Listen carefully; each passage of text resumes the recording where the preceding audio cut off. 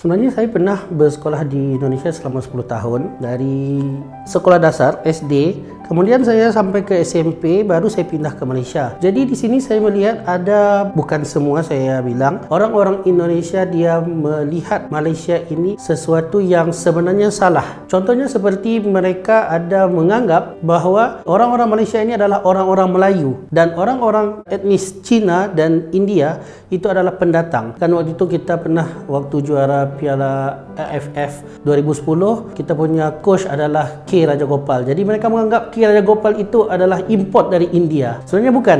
K. Rajagopal sendiri pun lahir di Malaysia. Orang-orang yang berketurunan Cina dan India itu telah datang ke Malaysia jauh pada abad ke-18 atau abad ke-17 lagi. Bahkan sebelum penjajah Inggris datang ke Malaysia, orang-orang Cina ni datang melalui perdagangan seperti dengan Kesultanan Melaka atau orang-orang India sewaktu penyebaran ajaran agama Islam, dan kemudian mereka berasimilasi dengan kultur orang-orang Melayu yang ada di Semenanjung ini.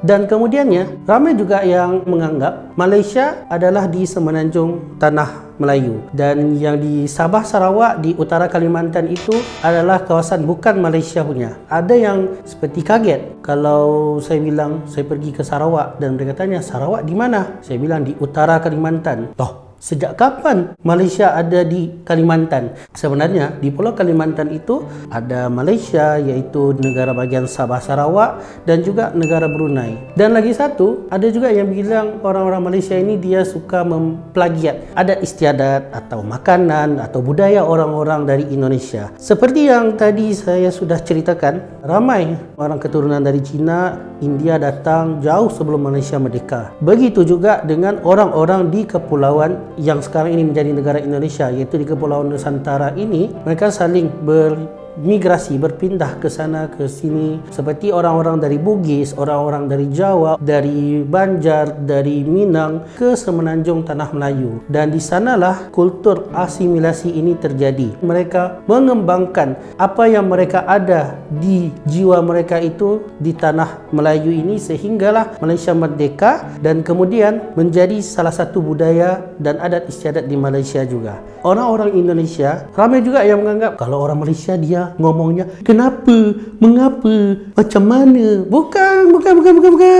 Itu dah kayak kartun Upin Ipin atau Bobo Boy. Bukan. Itu adalah bahasa Melayu di Semenanjung, terutamanya di bahagian Johor atau Selangor. Jadi kalau contoh pergi ke utara di Penang atau pergi ke Kelantan, cara bicara mereka itu tak sama.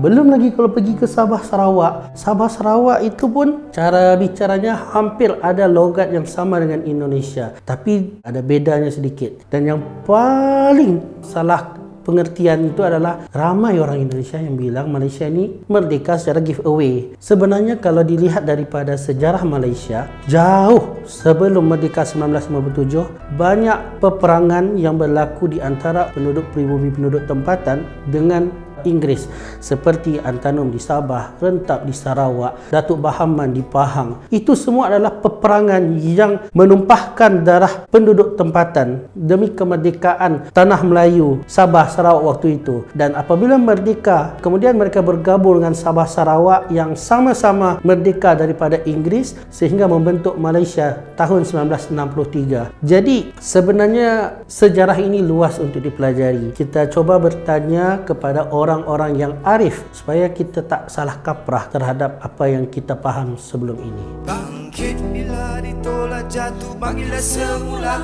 Bangkit bila diluka, nanti pulihlah semula. Bangkit biar bersusah dulu, nanti senang semua. Sakit pada